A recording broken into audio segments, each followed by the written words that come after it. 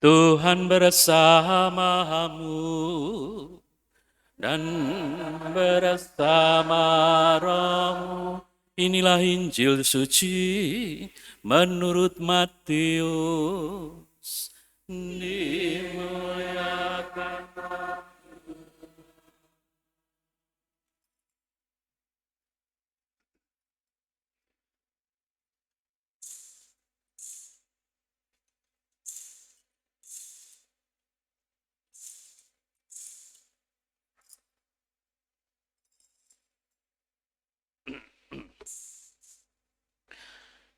pada zaman pemerintahan Raja Herodes, sesudah Yesus dilahirkan di Bethlehem di tanah Yudea, datanglah orang-orang Majus dari timur ke Yerusalem. Mereka bertanya-tanya, di manakah dia, Raja orang Yahudi yang baru dilahirkan itu? Kami telah melihat bintangnya di timur, dan kami datang untuk menyembah dia. Mendengar hal itu, terkejutlah Raja Herodes beserta seluruh Yerusalem. Lalu dikumpulkannya semua imam kepala dan ahli Taurat bangsa Yahudi, kemudian dimintanya keterangan dari mereka di mana Mesias akan dilahirkan. Mereka berkata kepadanya, di Bethlehem di tanah Yudea, karena demikianlah ada tertulis dalam kitab Nabi.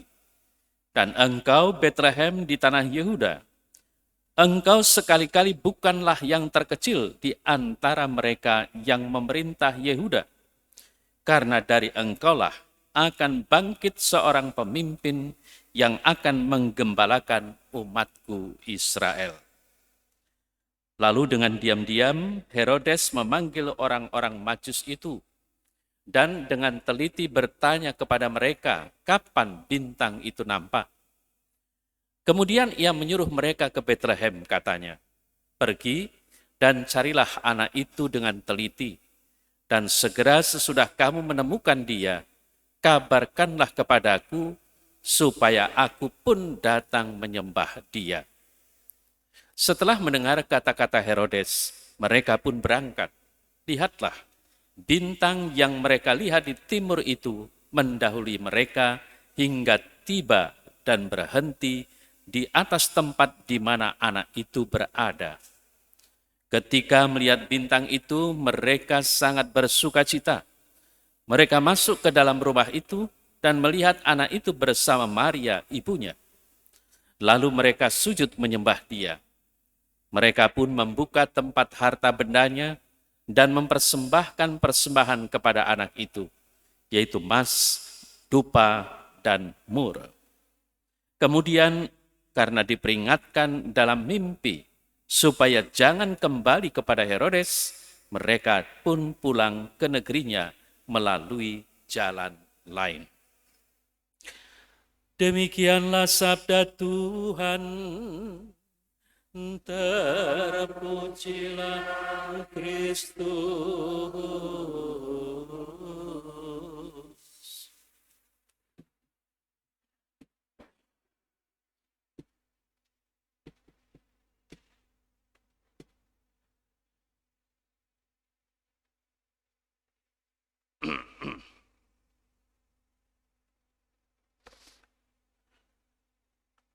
Saudara-saudari yang terkasih, Hari Raya Penampakan Tuhan dulu dikenal sebagai Pesta Tiga Raja. Yang dimaksudkan raja tidak lain adalah 3 orang Majus dari timur.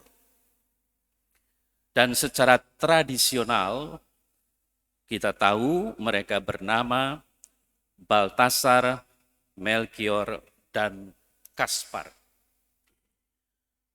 Maka dari itu, secara tradisional juga mungkin kita sudah tidak ingat atau mungkin tidak tahu bahwa pada hari raya penampakan Tuhan ini biasanya diadakan pemberkatan lilin-lilin.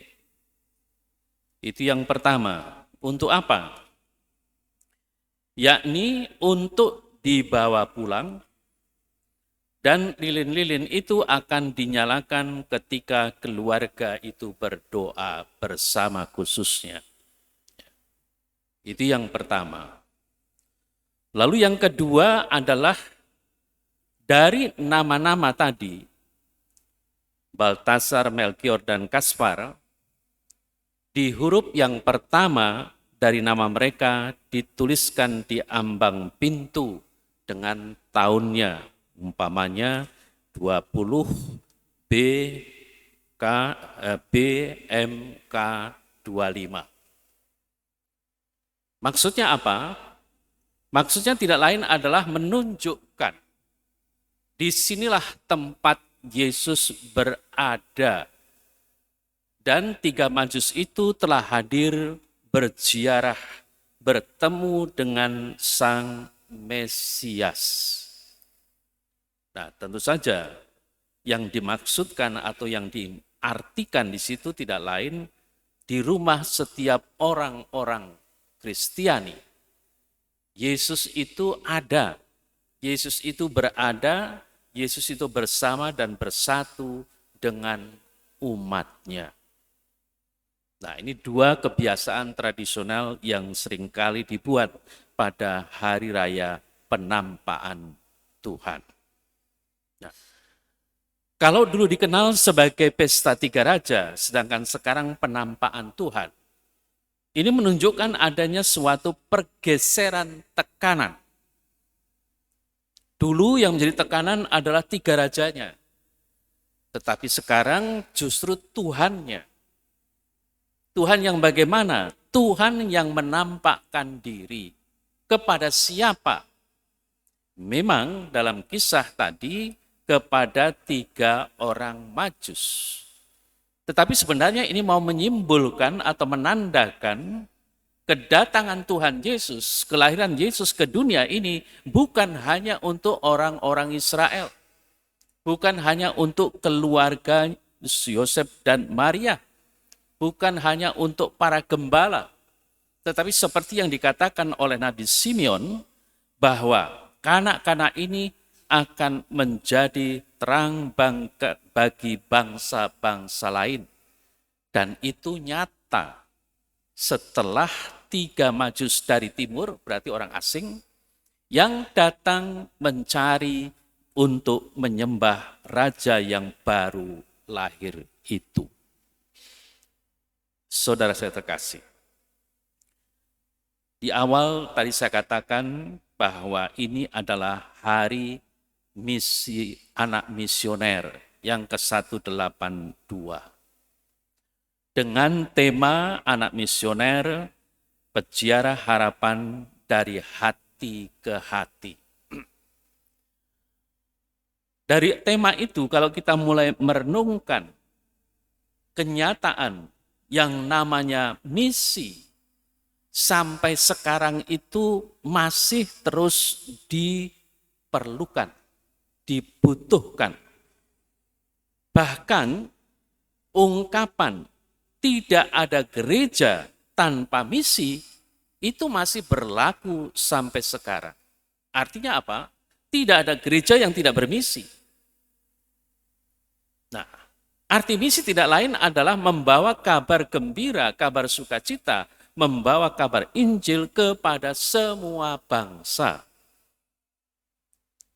Mengapa?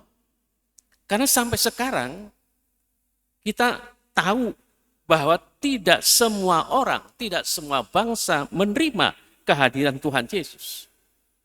Tidak menerima bisa jadi karena tidak tahu, tidak menerima karena mungkin tidak setuju atau menyetujui atau mengamini. Tidak menerima karena dalam tanda petik mungkin memusuhi. Nah, sehingga gereja yang tanpa dalam kehidupan sehari-hari harus bermisi dan tidak ada gereja yang tidak bermisi, dan gereja itu menurut Konsili Vatikan kedua bukan pertama-tama dilihat sebagai hierarki, tetapi pertama-tama refleksinya adalah gereja itu umat Allah. Nah, umat Allah itu siapa saja?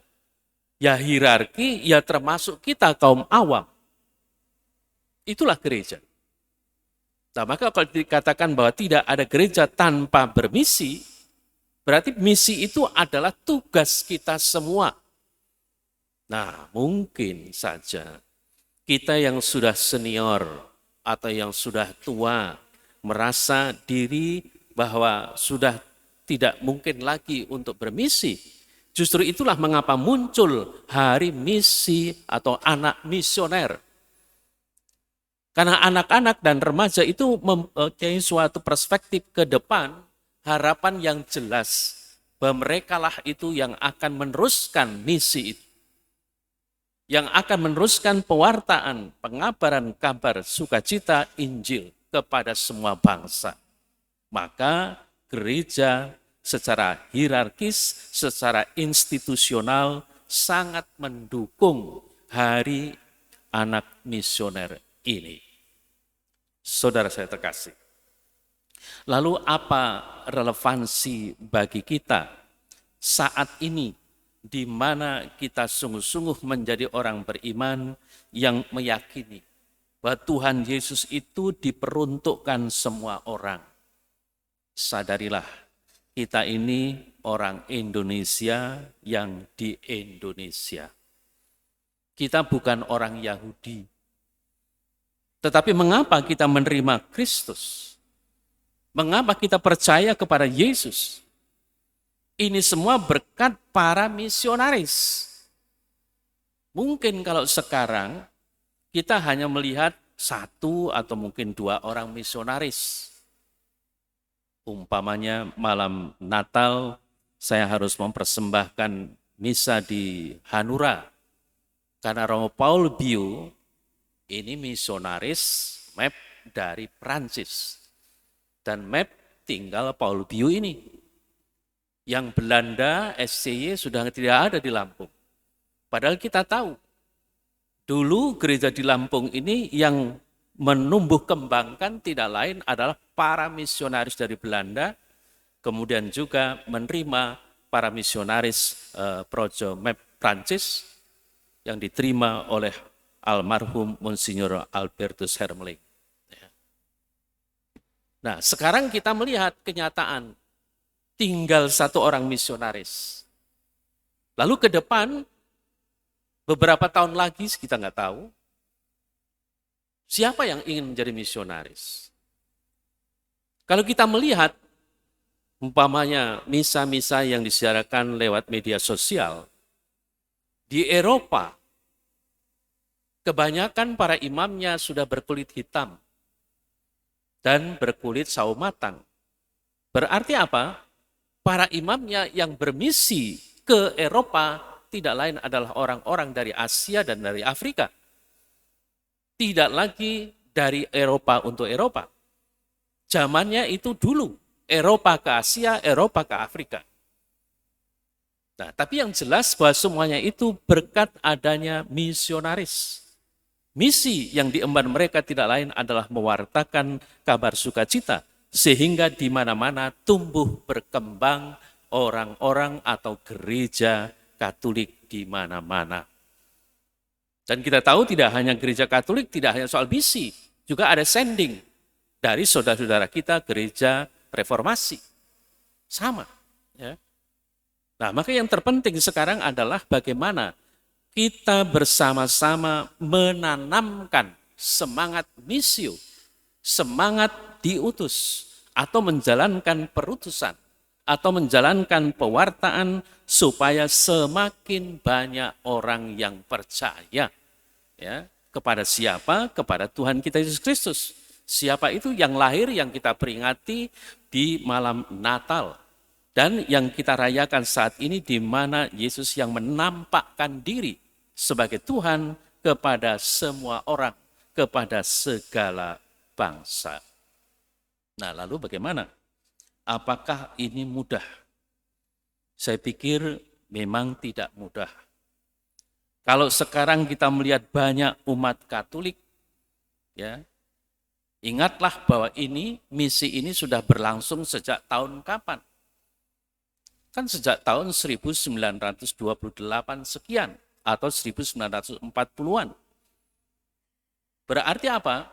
Berarti memakan cukup waktu untuk bisa menanam, menumbuhkan, dan mengembangkan iman Kristiani di dalam diri manusia. Ya. Nah, apakah kemudian kita mempunyai suatu harapan?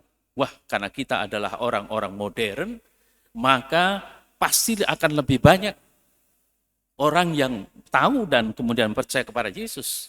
Belum tentu juga.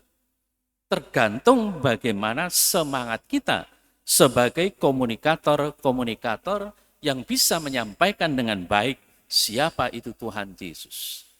Tidakkah dengan perkembangan zaman, tidakkah dengan perkembangan kemajuan teknologi komunikasi, seringkali bahkan kita mendengar setiap hari bagaimana iman Kristiani itu dihujat, bagaimana iman Kristiani itu dilawan, dan kita mungkin hanya diam saja. Ya.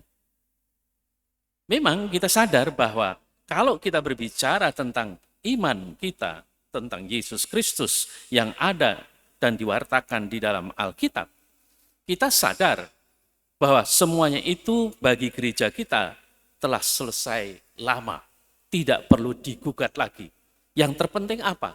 Yang terpenting bagaimana imam-imam, para misionaris itu membawa umatnya sedemikian rupa sehingga umat ini merasakan bahwa saya dituntun pada keselamatan. Maka di dalam pastoral, pelayanan pastoral, ada yang disebut cura animarum, merawat jiwa-jiwa orang beriman. Jiwa jangan diartikan orang yang sudah mati, bukan. Tetapi kita semua, ya, karena kita semua mempunyai jiwa. Nah, ini yang perlu dibimbing. Ya, dibimbing ini bukan soal pengetahuan, tetapi bagaimana perilaku hidupnya yang menunjukkan bahwa kita benar-benar murid Kristus. Kalau Kristus menghendaki bahwa kita saling mencintai, ya ini harus tercipta di antara kita.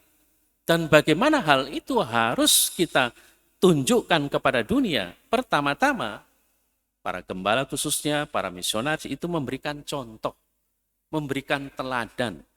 Kita sadar, kita tahu. Dengan teladan orang bisa melihat.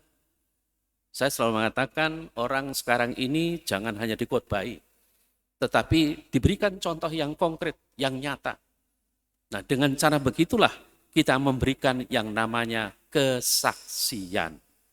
Kesaksian itu bukan saya yang menjadi besar, tetapi semangatnya seperti Yohanes, biarlah Kristus itu menjadi besar dan saya, Yohanes, menjadi kecil. Nah, dengan demikian, saudara terkasih, banyak orang melihat. Lalu banyak orang yang kemudian menilai bagaimana hidup kita sebagai orang Kristiani. Dan bisa jadi, walaupun tidak secara eksplisit menjadi pengikut Kristus, dia sungguh-sungguh mencontoh teladan hidup kita sebagai orang-orang Kristen.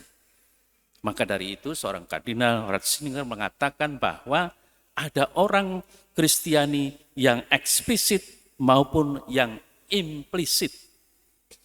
Eksplisit yang menyatakan sungguh bahwa Kristus adalah Mesias dan minta dibaptis. Tetapi yang implisit, di dalam hati mereka menghayati kekristianian kita, tetapi bukan secara nyata eksplisit. Nah, sehingga saudara terkasih, kita jangan kaget kalau di dalam kehidupan kita sehari-hari dalam masyarakat, kok ada orang lain yang tidak Katolik tapi lebih Katolik. Hidupnya lebih baik daripada orang Katolik. Apa yang mereka hayati? Nah, di sini menjadi tantangan bagi kita semua. Bagaimana kemudian kita harus menghayati iman itu? Apakah benar-benar kita menghayati iman kita sesuai dengan yang diperintahkan oleh Tuhan Yesus? Bahwa kita harus saling mengasihi. Nah, kalau temanya adalah anak misioner, peziarah harapan dari hati ke hati, cobalah sekarang melihat di dalam hati kita sendiri, kemudian melihat dalam hati orang lain sesama kita. Apakah di situ seringkali di dalam perjumpaan kita benar-benar di dalam perjumpaan dari hati ke hati kita merasa bertemu secara sungguh-sungguh bahwa kita ini adalah orang-orang beriman, walaupun kita berbeda dalam hal agama. Saya ingat akan apa yang dikatakan Monsinyur Henry Susanto, tidak ada orang yang kafir, itu tidak ada. Semua orang itu beriman, tetapi imannya beda satu dengan yang lain. Kita tidak bisa mengatakan bahwa, oh dia orang kafir yang sekarang sudah menjadi Katolik. Tidak. Kita tidak bisa mengatakan bahwa para Katolik itu dulunya kafir. Tidak. Mereka beriman, tetapi caranya berbeda, agamanya berbeda, keyakinannya berbeda. Nah maka dari itu, kita sekarang ini dalam dunia modern ini diajak oleh Gereja Universal untuk bagaimana kita bisa bertemu, berdialog, ya, kemudian menciptakan damai dalam kehidupan bermasyarakat, bukan bertemu lalu berkelahi siapa yang menang, bukan. Ya. Apakah ini kemudian sesuatu yang sulit kita laksanakan? Ya kalau kita belum pernah mungkin akan menjadi sulit. Tetapi kalau kita sudah biasa, kita akan menjadi sesuatu yang ya karena namanya juga sudah biasa. Pasti itu akan menjadi kebiasaan yang baik sehingga tercipta persaudaraan di antara kita sebagai umat-umat beriman yang ada di atas dunia ini. Mudah-mudahan saudara terkasih, iman kita akan Kristus yang telah nampak kepada dunia ini sungguh mewarnai kehidupan kita dan kemudian mewarnai juga kehidupan bersama kita di dalam masyarakat. Bahwa Allah yang telah menjadi manusia itu membawa cinta kasih-Nya kepada manusia karena Allah menginginkan semua manusia itu selamat. Amin.